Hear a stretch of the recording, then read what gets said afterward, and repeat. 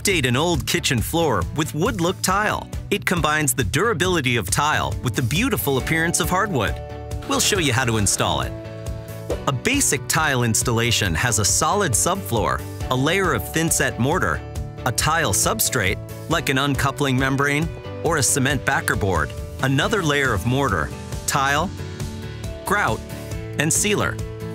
Here's a tip. Make sure the dishwasher will fit under the countertop once you install the tile underneath. The tile can also affect the toe kicks. Prep is key to a successful tile project. Move out your appliances and remove any base molding. The installation takes a few days, so plan accordingly. In some cases, you can install over old vinyl flooring, but it's best to get down to your subfloor. To remove vinyl, cut it into small pieces and pull it up from the subfloor. A scraper and adhesive remover can be helpful to remove the vinyl glue. Your subfloor must be in good condition, of proper thickness, uniform and level, clean and dry. For wood subfloors, make sure the panels are securely attached to the floor joists. To verify the thickness of wood floors, check a floor register or drill a small hole and note the bit depth. 5/8" plywood should be sufficient for floor joists spaced every 16 inches. Add another layer of OSB or ply if your subfloor isn't thick enough. Next, make sure it's uniform. A flat subfloor is extremely important to keep plank tiles from cracking. Use a leveling compound on low spots or sand high spots. Finally, make sure your subfloor is dry and clean. With the subfloor prepped, you can install the substrate. The two options are cement backer board or a thinner, waterproof uncoupling membrane, which is ideal for kitchens. Before you install the substrate, prep the door jambs.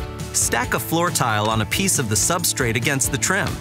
Use a saw to cut it about 1/16 inch above the tile and cut doors 1/8 inch above the tile. We're using the uncoupling membrane. Roll it across the floor and cut it to length, accounting for a 1/4 inch perimeter expansion gap. Set it aside and spread latex Portland cement mortar with the flat side of the trowel. Then comb over it in straight lines. Place the underlayment on top and use a float to press it into the mortar. Continue installing across the room, cutting the underlayment to fit where needed. Mark floor registers so you can cut them later. Waterproofing the seams is a good idea in a kitchen. Spread unmodified thinset across the seams and press the waterproofing band over top. Be sure to cut out any floor registers. Allow the thinset to cure following the manufacturer's instructions. Then you can mark your starting line.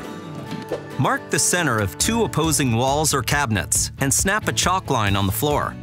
Hairspray can keep the chalk from rubbing off. Do the same on the other walls or cabinets to form a cross and check that it's square.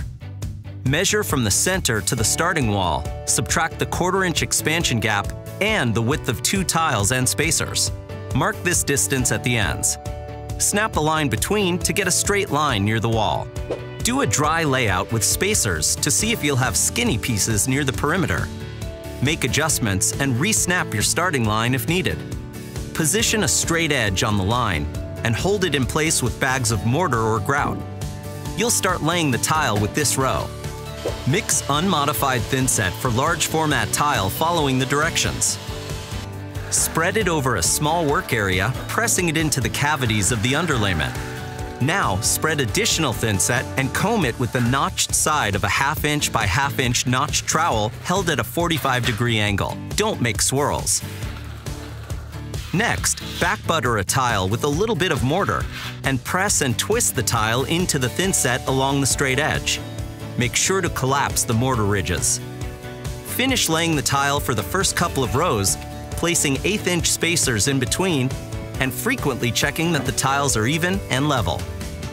After a couple of rows are down, you can install the row against the wall where you used the straight edge. Continue laying the floor a few rows at a time. Stagger the joints no more than 1/3 the length of tile. A wider stagger might cause lippage, a difference in height between adjacent tiles, because long plank tiles are often crowned in the middle. Periodically check the tile backs to make sure there's full contact between the mortar and tile. If not, back butter again, or use a trowel with larger notches. At row ends, you'll need to cut the planks. Just mark and cut with a tile cutter or wet saw. At doorways, install transitions while the thin set is still wet. Also, as you're working, wipe up excess mortar with a wet sponge. Remember to leave a 1/4-inch expansion gap between the tile and wall.